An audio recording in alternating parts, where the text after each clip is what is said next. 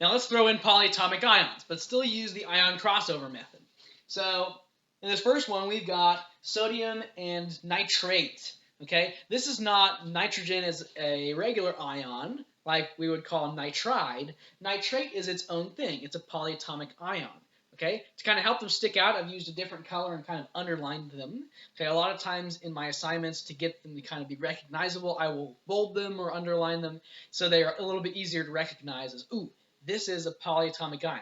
A lot of times they'll have a very similar name to something just straight off the periodic table, so be careful. Okay, so sodium and nitrate is what we're going to try and put together into an ionic compound. Sodium is just an ion we can find on the periodic table. It should have a charge of +1. But this nitrate thing is a polyatomic ion. It's made of several atoms of elements stuck together, and it has its own charge just for that one specific group of atoms. Okay? So if I go find nitrate on my list of polyatomic ions, it is NO3, and the whole thing has a -1 charge. Okay? I'm going to put parentheses around it so you can kind of keep track of it. This is not N's and O's separately. This is all one thing we call nitrate. Okay? So just like before, I'm going to do the crossover method, treating this as all one big thing. So my 1 is going to cross over by my nitrate, my NO3 thing. And then the 1 from this nitrate's -1 charge is going to cross over by the sodium. Okay? And then I just write out my formula with the little numbers of subscripts. Na1. And then this whole NO3 thing in parentheses has a little 1 by it. Okay, so I keep the whole thing in parentheses, and then I just put the subscript down here in the bottom right. Okay? You might also notice that our charges are not showing up here. When we put something together in an ionic compound, those charges should cancel, so we don't want them showing in a formula. Okay? Otherwise, this gets very cluttered. I'm also going to erase my 1s because we really don't need them there.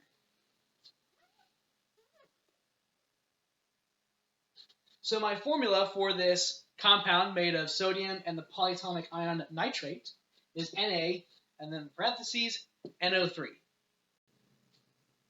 Magnesium is just on the periodic table, just a regular element that has a charge of +2. But sulfate is another polyatomic ion. If I go find it on that list, it is SO4 altogether. And that whole SO4 thing has a -2 charge. So to cross this over, I'm going to look at, again, just the numbers of the charges and make them swap places.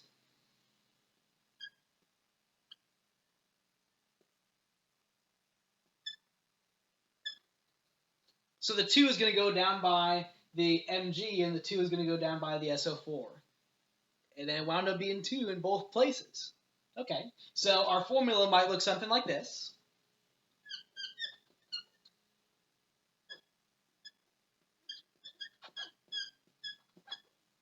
Mg2, SO4, 2. Okay? Now, we mentioned something about this before. If we wind up with the same subscript for both things, we should probably reduce it down. So same goes for this. So my Mg2, SO4, 2 could probably be canceled with just 1 of each instead of 2 of each. So we're going to reduce down both 2's down to a 1 each.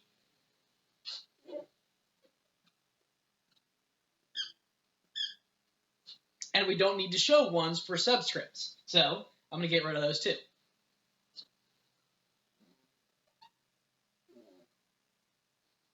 So I can write my formula as just Mg, and then in parentheses, SO4 altogether. Okay. Now, polyatomic ions don't just have to be negative. They can be positive ions too.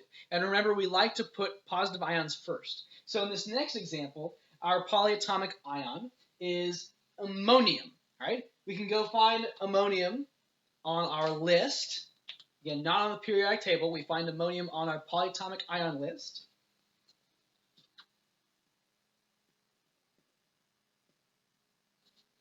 And it is NH4 altogether. And it has a +1 charge. On the other hand, the bromine that it's pairing up with is just an element on the periodic table. So I go track it down, and it should have a -1 charge. So I've got my things in my ionic compound. I just have to swap the charges. I got to cross them over.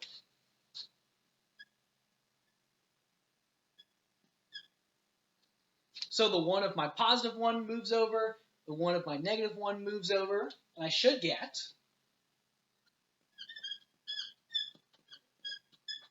NH4 with a little 1 and Br with a little 1. But again, if I've got 1s, I can get rid of them. 1 is already implied. So my formula for ammonium and bromine together as an ionic compound is just NH4, all in parentheses, because it's a polyatomic ion, and then Br. Okay? This last example is between two polyatomic ions, which can happen. So it's not always just one polyatomic ion and then something else we can find on the periodic table. As long as it is a charged ion, it should be able to attract to other charged ions. So in this case, we've got ammonium, like from the last problem, coming together with another polyatomic ion, phosphate, okay, which is also on the list that we can find. So these are two new ones we can put together. So I can find my light blue marker. There we go. Okay, so our ammonium, just like before, is NH4 with a +1 charge.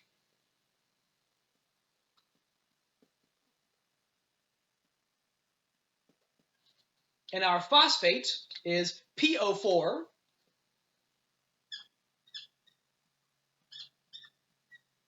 with a -3 charge. Okay, so I'm going to swap the 3 and the 1 on my purple marker. So the 1 goes over by the PO4. The 3 goes over by the NH4. Okay, so my formula is going to look kind of crazy.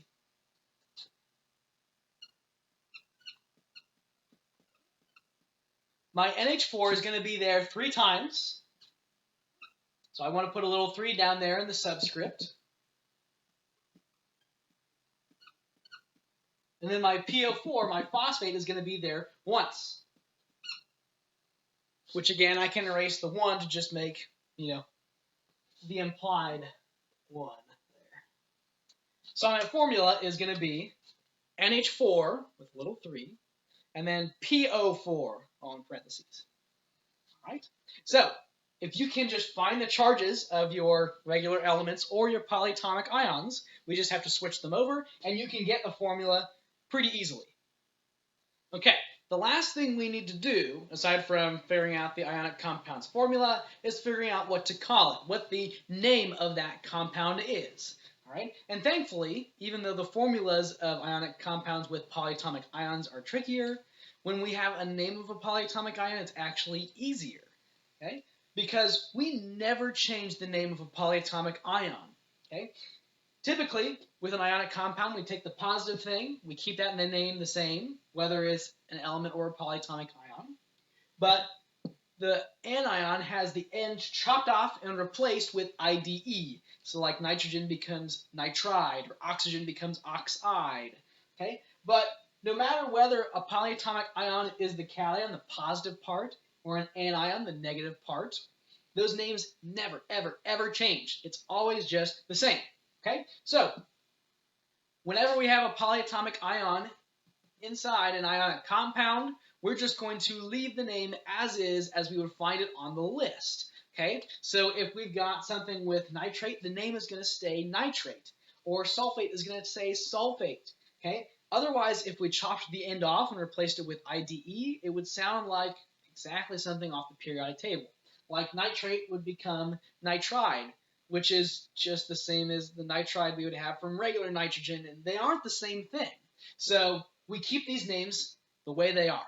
Okay? So if I'm trying to put together sodium and nitrate, the sodium part doesn't change, and nitrate is a polyatomic ion, so its name does not change. So I'm just putting the two next to each other.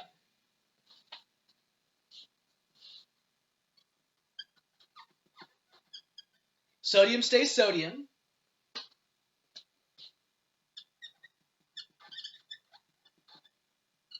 And nitrate stays nitrate. Okay? Magnesium is the positive thing in the next one, so that stays magnesium.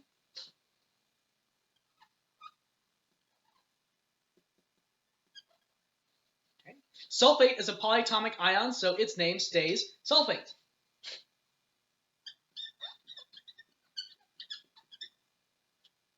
Okay? And the next one, ammonium, is positive, so it's going first. And it's also a polyatomic ion, so doubly it stays the same.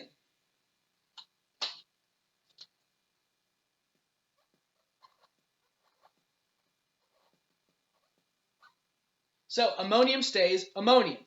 However, the bromine it's pairing with is just an element right off the periodic table.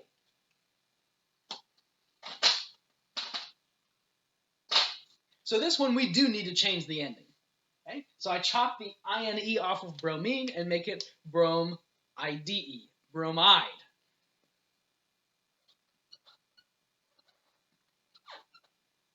So the whole name is ammonium bromide. Okay?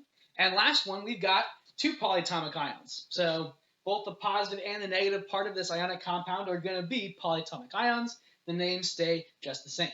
So ammonium and phosphate together is just going to be ammonium phosphate.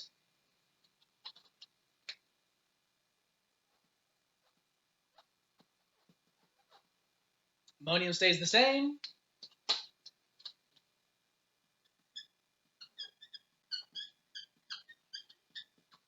Phosphate stays the same, and we're good to go. Okay? Just remember to put the positive thing first and the negative thing second. Okay? And then you'll be free and clear.